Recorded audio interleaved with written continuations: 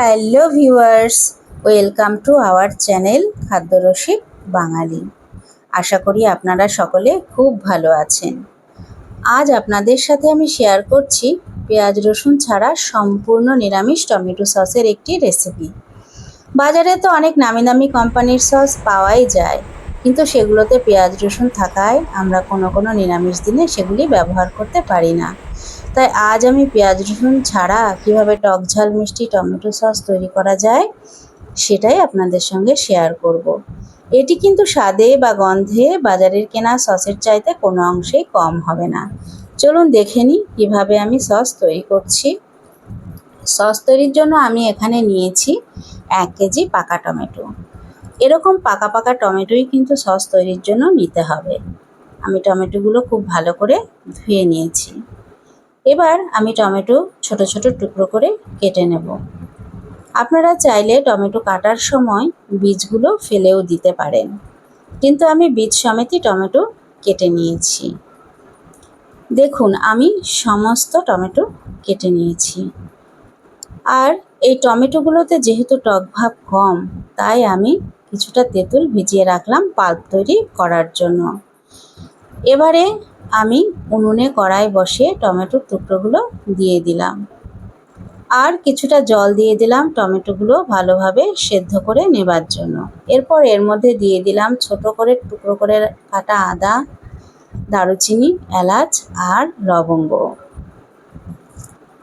এরপর টমেটোগুলো নেড়ে চেড়ে জলের মধ্যে আমি ডুবো ডুবো করে দিয়ে ঢেকে রেখে দেব কিছুক্ষণের জন্য। কিছুক্ষণ পর টমেটো খুব ভালোভাবে ফুটে গেছে। আমি আরও কিছুক্ষণ নেড়েচেড়ে নেব, আর খোলা অবস্থায় এবারে আমি নেড়েচেড়ে টমেটোর জল শুকিয়ে নেব। টমেটোর জল শুকিয়ে এলে আমি গ্যাসের ফ্লেম অফ করে দিয়ে এটাকে ঠান্ডা হতে দেব। এরই মধ্যে আমি তেঁতুলের পাল্পকেও তৈরি করে নিয়েছি। টমেটো ঠান্ডা হলে সমস্ত টমেটো আমি একটা মিক্সিং জারে তুলে নেব পেস্ট করার জন্য। টমেটো পেস্ট হয়ে গেছে। এবারে সমস্ত টমেটো ছেঁকে নিতে হবে। এজন্য আমি একটা বাটির ওপর ছাঁকনি নিয়ে সমস্ত মিশ্রণটাকে ঢেলে দিলাম।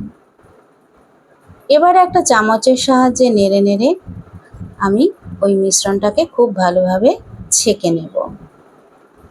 ছাঁকা হবার পর যে খোসা ও বীজের অংশ রয়েছে সেগুলো আমি ছাঁকনি থেকে ফেলে দেব। এরপর আমি এর মধ্যে তেঁতুলের পাল্পকেও খুব ভালোভাবে ছেঁকে নেব। টমেটো ও তেঁতুলের স্মুথ পেস্ট তৈরি হয়ে গেছে। এবারে সস তৈরির জন্য আবার আমি উনুনে কড়াই বসিয়ে সমস্ত মিশ্রণ কড়াইতে ঢেলে দিলাম। এরপর এই মিশ্রণটাকে মিডিয়াম ফ্লেমে কিছুক্ষণ ফুটিয়ে নেব। এই সময় গ্যাসের আঁচ বাড়িয়ে দিলে থকথকে এই মিশ্রণ ফুটে চারিদিকে ছিটকে যাবে। মিশ্রণটা ফুটে এলে আমি এর মধ্যে একে একে দিয়ে দেব চিনি, লবণ আর red chilli powder. Red chilli powder দিলে সসের রঙটা খুব ভালো আসে। তারপর সমস্ত কিছু আমি খুব ভালোভাবে নেড়েচেড়ে আরও কিছুক্ষণ ফুটিয়ে নেব। এরপর আমি এর মধ্যে দিয়ে দেব 1 চামচ বিট নুন, আর দিয়ে দেব আমি ভিনেগার। ভিনেগার দিলে সসের স্বাদটা যেমন ভালো আসে, তেমনি এই সস দীর্ঘদিন ভালোও থাকে। এরপর আরও আমি কিছুক্ষণ নেড়েচেড়ে সসটাকে গাঢ় করে নেব। সস হয়েছে কিনা বোঝার জন্য কি করতে হবে, সসটাকে এই সময় একটা প্লেটে নিয়ে কাত করে দেখতে হবে। বন্ধুরা, আমার এই সসটা গড়িয়ে পড়ে যাচ্ছে এবং ছাড়া ছাড়া হয়ে যাচ্ছে, বুঝতে হবে হয়নি। এজন্য আমি আরও কিছুক্ষণ সস জাল করে নেব। কিছুক্ষণ পর আবার আমি সস প্লেটে নেব। নিয়ে এবারেও আমি প্লেট কাত করে দেখতে পাচ্ছি যে সস গড়িয়ে পড়ছে না।